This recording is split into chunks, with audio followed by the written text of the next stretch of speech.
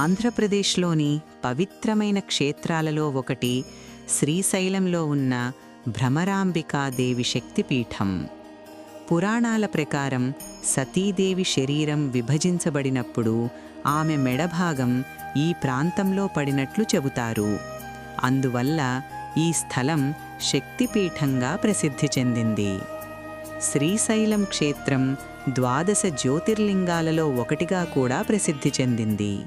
ఇక్కడ భ్రమరాంబికాదేవి మరియు మల్లికార్జునస్వామి కలిసి దర్శనమిస్తారు.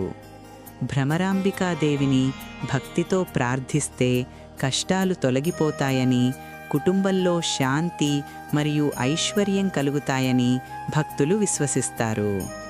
భ్రమరాంబికాదేవి భ్రమర అంటే తేనెటీగ రూపంలో రాక్షసులను సంహరించిన దేవిగా పురాణాలు చెబుతున్నాయి.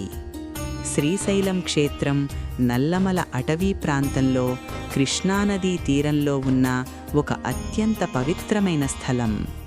ఇక్కడ మల్లికార్జున స్వామి మరియు భ్రమరాంబికాదేవి కలిసి దర్శనమివ్వడం ఈ క్షేత్రానికి ప్రత్యేకత. ప్రతి సంవత్సరం మహాశివరాత్రి మరియు నవరాత్రి పండుగలు ఇక్కడ ఎంతో వైభవంగా జరుగుతాయి. భక్తులు ఈ క్షేత్రాన్ని దర్శించుకుంటే పాపాలు తొలగిపోతాయని, జీవితంలో శాంతి మరియు ఐశ్వర్యం లభిస్తాయని విశ్వసిస్తారు.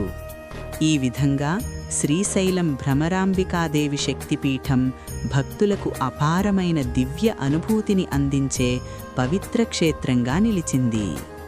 ఇదే శ్రీశైలం భ్రమరాంబికాదేవి శక్తిపీఠం మహిమ.